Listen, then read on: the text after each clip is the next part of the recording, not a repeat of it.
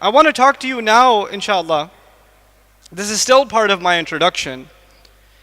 I'm a student of the order of surahs of the Quran also, and how Allah organizes lessons in the Quran. And what I want to talk to you now about, before I talk about Surah Ar-Rahman, is the next surah, a little bit, just a little bit. What is the next surah? Does anybody know? Surah Al-Waqi'a. Surah Al-Waqi'a. Surah Al-Waqi'a is interesting. It has a number of subjects. I'm gonna list 5 of them in order. What are the 5 main topics of Surah Al-Waqi'a? I just want you to pay attention and see if you can remember. If you can remember, I am impressed. Because I know it's a lot. 5 is a lot. 3 was easy. This is 5. So, 5 topics of Surah Al-Waqi'a. The first of them, the first main topic that comes up, Allah calls them As-Sabiqun, As-Sabiqun, Ula'ika Al-Muqarrabun, Fi Jannatin Na'im. The first and the foremost, the highest ranking people in Jannah. Allah talks about them first. That's the first main topic of Surah Al-Waqi'a. Okay. The second topic of Surah Al-Waqi'a, the main topic, is Ashabul Yameen, the people of the right hand. Now, people of the right hand are also people of Jannah, yes? But Allah first talks about As-Sabiqun, As-Sabiqun, meaning the premium package, the higher level, the best people. Then He talks about everybody else who also made it on board.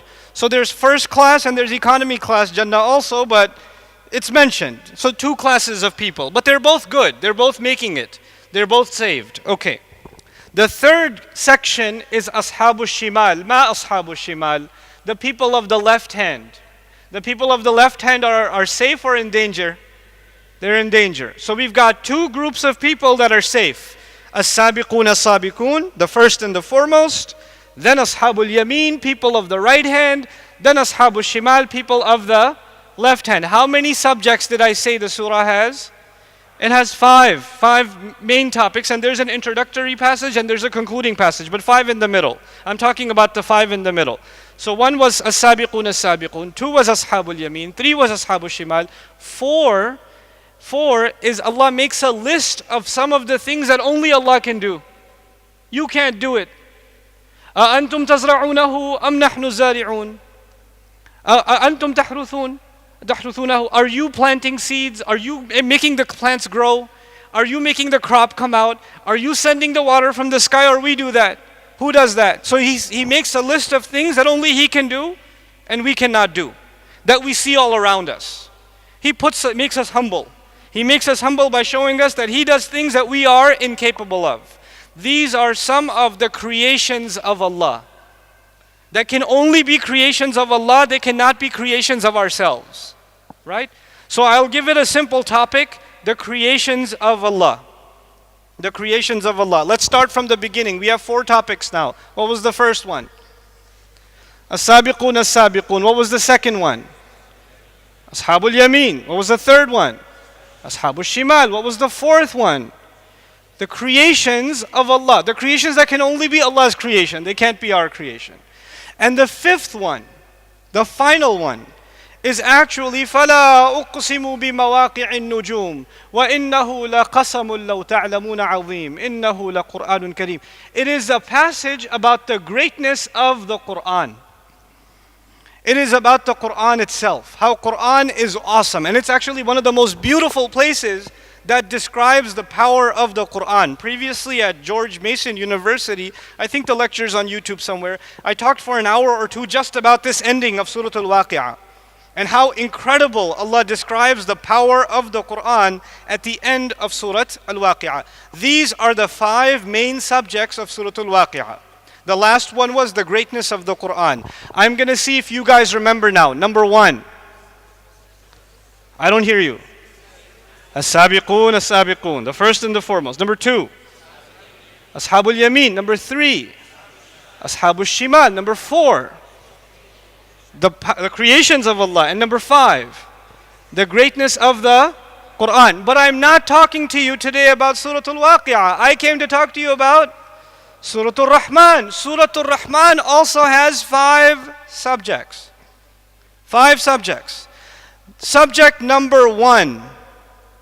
the greatness of the Quran. What was subject number 5 in Surah Al-Waqi'ah? The greatness of the Quran. Subject number 1 in Surah Ar-Rahman is Ar-Rahmanu Allama al-Quran. That's the greatness of the Quran being talked about. Okay. Subject number 2 in Surah Ar-Rahman is Allah's creations. Ash-shamsu wal-qamaru bihusban, wal-najmu wal-shajaru yasjudan, was-sama'a rafa'aha wa wada'a al-mizan. Oh my God, and it goes on. That's subject number 2. The last subject of Surah Al-Waqi'ah was the greatness of the Quran. The first subject of Surah Ar-Rahman is the greatness of the Quran. The second last subject, backwards, subject number 4 of Surah Al-Waqi'ah was what? Creations of Allah. And the second subject of Surah Ar-Rahman is creations of Allah. The third subject of Surah Ar-Rahman is Judgment Day, criminals that will end up in the hellfire. That's subject number 3. What was subject number 3 backwards in Surah Al-Waqi'ah? Ashabu Shimal. Same people?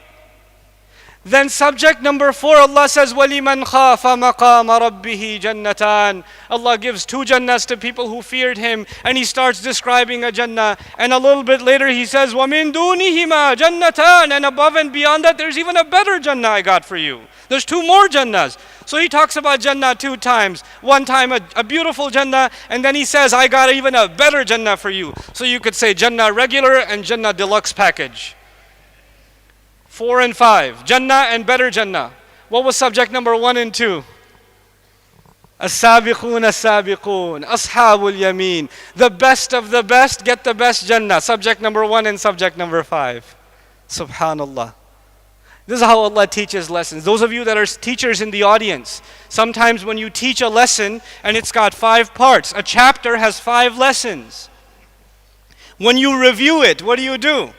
Sometimes a good way to review a lesson is go in reverse. 5, 4, 3, 2, 1. And this technique is something Allah Himself teaches us in the Quran.